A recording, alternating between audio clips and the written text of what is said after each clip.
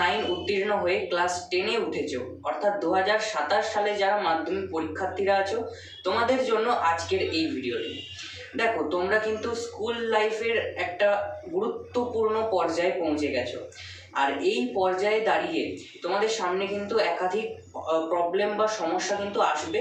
আর প্রথম সমস্যা হচ্ছে কোন বই কিনবো বা কোন বইটা ভালো, যেটা এখন কিনলে আমাদের খুব কাজে দেবে। দেখো, বই ভালো বলতে কি বোঝাচ্ছে?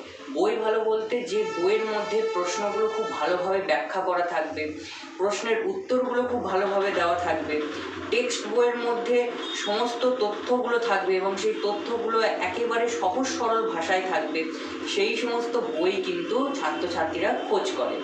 আর এই সমস্ত বইয়ের লিস্ট বা বুক লিস্ট আজকের এই ভিডিওতে বলবো, যাতে পরবর্তীতে বই কেনার সময় তোমাদের আর কোনো অসুবিধা যাতে না হয়।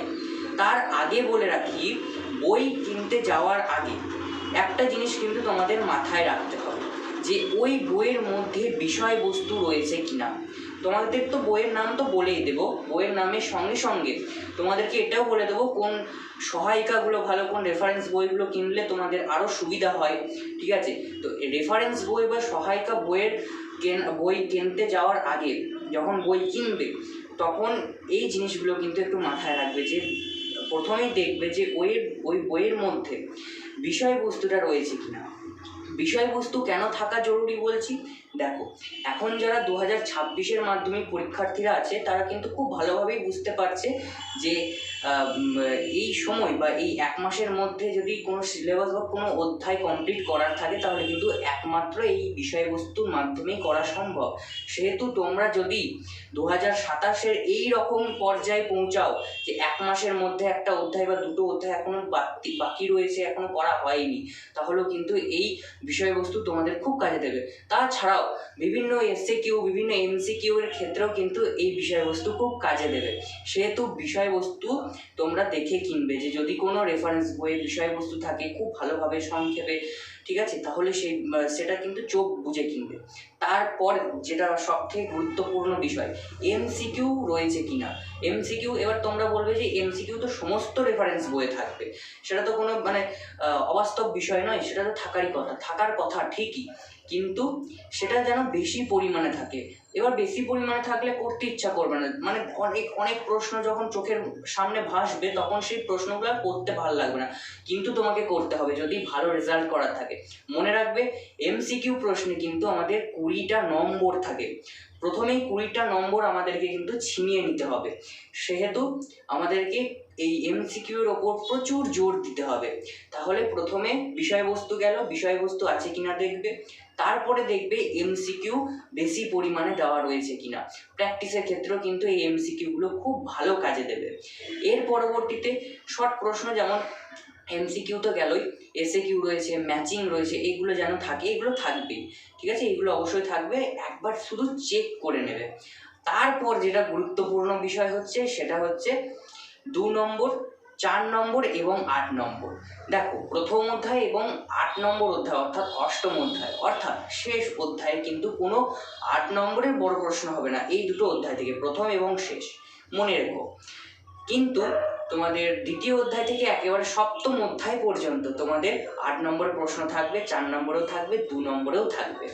তাহলে এবার তোমাদের কি রাখার কাজ না, 2 নম্বর থেকে শুরু করে 8 নম্বরের প্রশ্নগুলো ভালোভাবে দেওয়া রয়েছে কিনা, একটু বেশি পরিমাণে দেওয়া রয়েছে কিনা প্রশ্নগুলো, যেগুলো গুরুত্বপূর্ণ প্রশ্ন পরবর্তী ভিডিওতে তোমাদের বলে দেবো, কিন্তু সেইগুলো দেখবে যে দেওয়া আছে কিনা। ঠিক আছে, যদি খুব কম দেওয়া থাকে তাহলে সেই বই কিনে লাভ নেই।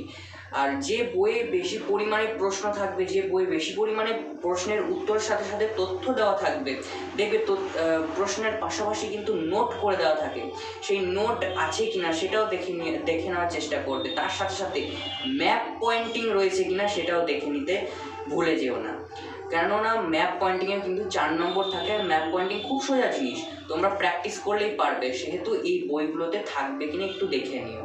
শুধু একবার অন্তত বইয়ের দোকানে যখন বই কিনতে যাবে, বইটা যখন হাতে তুমি পাবে, তখন একবার অন্তত এইগুলো একটু চেক করে নিও, ঠিক আছে? বেশ, চলো আজকের এই বুক লিস্টটা দেখে নেওয়া যাক। 2027-এর জন্য বুক লিস্টের প্রথম বইয়ের নাম হচ্ছে ছায়া প্রকাশনী, জি.কে পাহাড়ি এবং সুভাষ বিশ্বাসের লেখা এই ছায়া প্রকাশনী নিঃসন্দেহে একটি ভালো বই, এবং তোমরা ক্লাস 9-এও এই বইটা আশা করছি পড়েছো। আর বেশিরভাগ ছাত্রছাত্রীরাই এই বইটাই কেনে এবং টিচাররাও এই বইটাই কিনতে বলেন ছাত্রছাত্রীদের। তোমরা চাইলে এই বইটাও কিনতে পারো। এই বইয়ের মধ্যে তোমরা বিভিন্ন প্রশ্ন উত্তর তো পাবেই, তার সাথে সাথে খুব সহজ সরল ভাষায় রচিত এই বই। তারপর রায় মার্টিন, রায় মার্টিনও তোমরা সংগ্রহ করতে পারো। তারপর সাঁতরা পাবলিকেশন, দেখো সাঁতরা পাবলিকেশনে বলে রাখি ফার্স্টেই, সাঁতরা পাবলিকেশন হচ্ছে সায়েন্স গ্রুপের জন্য বেস্ট অফ বেস্ট একটি বই, ঠিক আছে, মাধ্যমিকের ক্ষেত্রে। তো ইতিহাস বইটা তোমরা একটু দেখে কিনবে, বইয়ের দোকানে একটু দেখবে কি কি বিষয় আছে সেগুলো একটু দেখে তারপর যদি কেনার ইচ্ছে হয় তাহলে কিনতে পারো। তারপর দেখো মাধ্যমিক ইতিহাস অল্টারনেটিভ, কৃষ্ণেন্দু পাল, এই বইটাও তোমরা সংগ্রহ করতে পারো। এগুলো সমস্তই কিন্তু টেক্সট বই। তারপর ইতিহাসের আধুনিক ভারত, ডক্টর সত্য সৌরভ জানা, এই বইটাও তোমরা অবশ্যই কিনতে পারো যদি তোমাদের কেনার ইচ্ছা থাকে। দেখো তারপর আধুনিক ভারতের ইতিহাস ও পরিবেশ, ডক্টর প্রণব চট্টোপাধ্যায় এবং রণজিৎ কুমার মণ্ডল রচিত এই বইটিও কিন্তু ভালো, ঠিক আছে, তোমরা এই বইটা দেখে কিনতে পারো।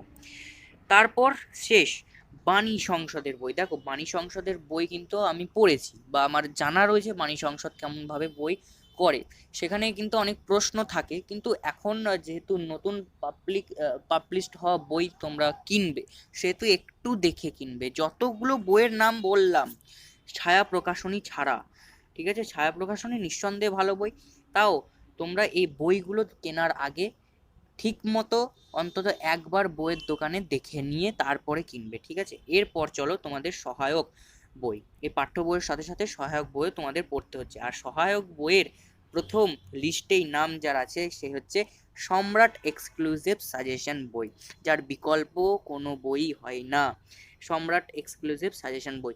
তবে এটা কিন্তু মনে রাখবে সাজেশন বই মাসের অর্থাৎ এই গোটা বছরের মাঝামাঝি দিক করে তোমাদের এই সাজেশন বই কিন্তু পাবলিশড হয় মৌলিক লাইব্রেরি থেকে।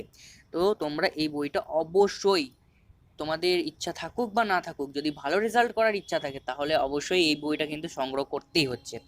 তারপর দেখো প্রান্তিক পাবলিকেশন, মানে প্রান্তিকের বই কিন্তু খুবই ভালো, আমার কাছে এখনো বইটা রয়েছে। এই বইটা কিন্তু, এই বইটাতে তোমাদের বিষয়বস্তু রয়েছে, প্রচুর পরিমাণে প্রশ্নও রয়েছে, তবে সেই বইটা পুরনো, তোমরা এখন নতুন বই কিনবে সেহেতু নতুন বইয়ে কি কি আছে না আছে সেটা একটু ভালোভাবে যাচাই করে তারপরেই কিনবে, ঠিক আছে।